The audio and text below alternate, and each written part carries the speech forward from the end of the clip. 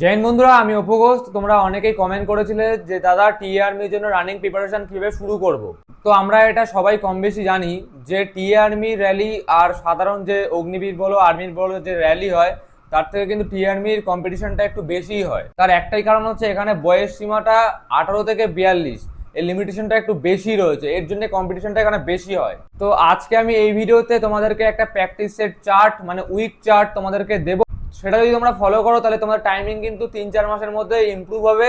এমনকি আমি যখন আর্মিতে মাঠ করে যাই ফার্স্ট গ্রুপে এক্সেলেন্ট মেরেছিলাম, সেখানে আমার টাইমিং ছিল 4:50-51 এরকম টাইমিং ছিল। আমি যদি পারি তোমরাও পারবে। আর আমি আমার যে শিডিউলটা ছিল উইক শিডিউলটা, সেটা আমি তোমাদেরকে শেয়ার করবো। তোমরা যদি এটা যদি মানে মেনে চলো, যদি পার ডে যদি ফলো করো তোমরা আস্তে আস্তে, তাহলে কিন্তু তোমাদের সিলেকশন পাক্কা হবে একদম। দেখো, রানিং মানে কিন্তু শুধু যে প্রত্যেকদিন সকালবেলা মাঠে গেলাম অনেক দৌড়ালাম এটা কিন্তু না। রানিং এর জন্য একটা পারফেক্ট আর একটা ভালো শিডিউল তোমাদের থাকা দরকার, নাহলে কিন্তু আর্মির মতো মাঠ পাস করা যায় না। তুমি এসএসসি জিডি মাঠ পাস করে ফেলবে, ডাব্লিউবি পাস করে ফেলবে, কেপি পাস করে ফেলবে, কিন্তু আর্মির মাঠ কিন্তু অতটাও কিন্তু সোজা না, অনেকটাই টাফ। এই না যে তোমরা ক্লিয়ার করতে পারবে না, সঠিক যদি তোমাদের গাইডলাইন্স থাকে, সঠিক যদি তোমাদের রোড ম্যাপ থাকে, সঠিক শিডিউল থাকলে অবশ্যই তোমরা ক্লিয়ার করতে পারবে। তাই আজকে আমি তোমাদেরকে এই ভিডিও, আমি যে চার্ট ফলো করতাম তোমাদেরকে আজকে এই ভিডিওতে আমি সেই চার্টটাই শেয়ার করব।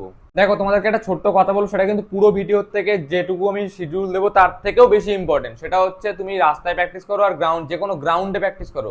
সেই গ্রাউন্ডে ঢোকার সময় তোমরা কিন্তু সেই গ্রাউন্ডকে বা মাঠকে একটা মানে ভক্তি দিয়ে, একটা শ্রদ্ধা জানিয়ে তাকে প্রণাম করবে।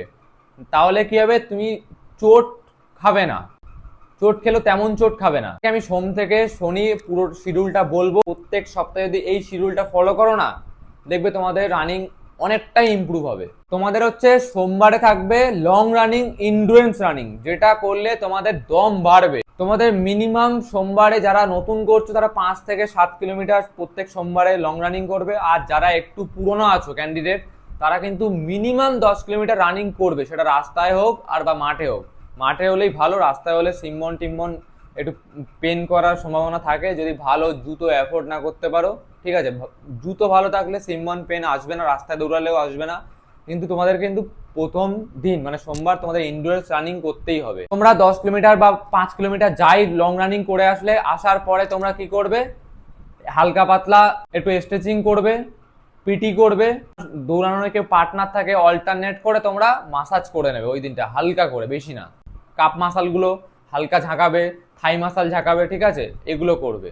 আর মঙ্গলবার থাকবে তোমাদের স্পিড ওয়ার্কআউট বা স্পিড রানিং যেটা বলে। তোমরা প্রথমে মাঠে যাবে, 10-15 মিনিট ঘড়ি ধরে আস্তে আস্তে জগিং করবে। ঠিক আছে, রানিং শুরু করার আগে তোমাদেরকে হালকা স্ট্রেচিং করতে হবে, পা গুলো ছাড়াতে হবে, মানে বডিটাকে তোমাদেরকে ওয়ার্ম আপ করে নিতে হবে। 400-র যে ট্র্যাক আছে সেই ট্র্যাকে অন্তত 6 থেকে 7টা বা অন্তত যারা নতুন তারা 5টা অবশ্যই মারবে। 400 ট্র্যাকে একটাই মারবে।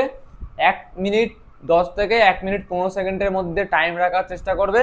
আর মিডিলের যে রেস্ট টাইমটা থাকবে সেটা একটু কম দেবে। ঠিক আছে, ধরো এক পাক দৌড়ে আসলে 1.5-2 মিনিট রেস্ট করলে, ঠিক আছে। এই না যে পুরো বডি ছেড়ে দেবে তারপরে তুমি গিয়ে দৌড়বে, এরকম না।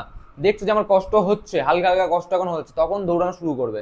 তাহলে কি হবে, তোমাদের স্পিডটা শরীরে বাড়বে আর ইন্ডুরেন্সটাও বাড়বে। একই মাঠ ছেড়ে বাড়ানোর আগেও কিন্তু মাঠকে একটা প্রণাম করে ধন্যবাদ জানাবে।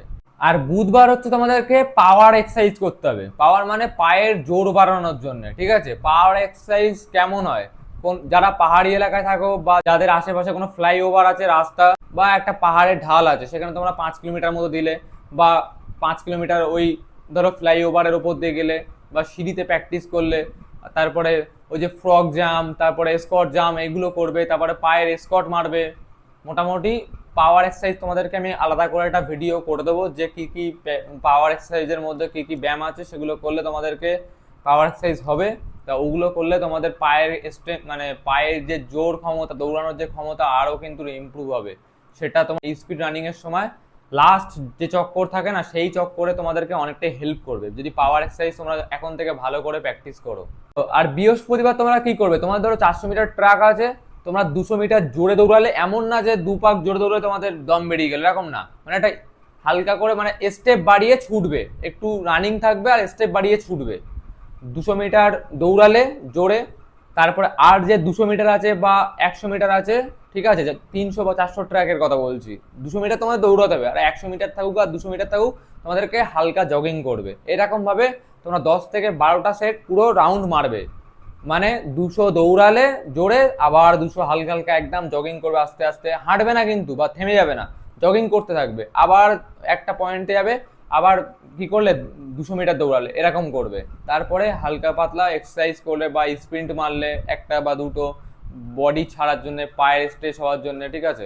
এগুলো করার পরে তোমরা মাঠে এক্সারসাইজ করে বেরিয়ে আসবে বৃহস্পতিবার দিন। আর শুক্রবার তোমাদেরকে পেস রানিং করতে হবে।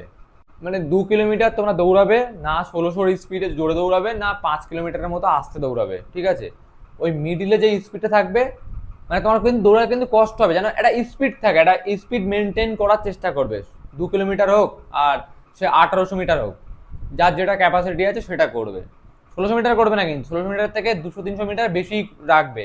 তাহলে তোমাদের কি হবে, ওই যে তোমাদের এন্ডুরেন্সটা কিন্তু ওখানেই বাড়বে। তারপরে তোমরা কি করবে, হালকা পাতলা স্ট্রেচিং করবে, পিটি করবে, হালকা মাঠ ছাড়ার আগে জগিং করতে পারো 5 মিনিট বা 3-4 চক্কর, ঠিক আছে। হালকা হালকা একদম, মানে বডিকে রিল্যাক্স করার জন্য করবে। আর শনিবারে তোমরা কি করবে, শনিবারে ধরো 4 সপ্তাহে তো 1 মাস, 2 সপ্তাহ তোমরা করলে টাইমিং দেবে যে তোমার ইমপ্রুভ কতটা হচ্ছে 1600 মিটারে, ঠিক আছে। একদম ঘড়ি ধরে দেবে। আর বাকি যে 2 সপ্তাহ থাকে সেখানে তোমরা হালকা পাতলা 15 মিনিট 20 মিনিট জগিং করবে।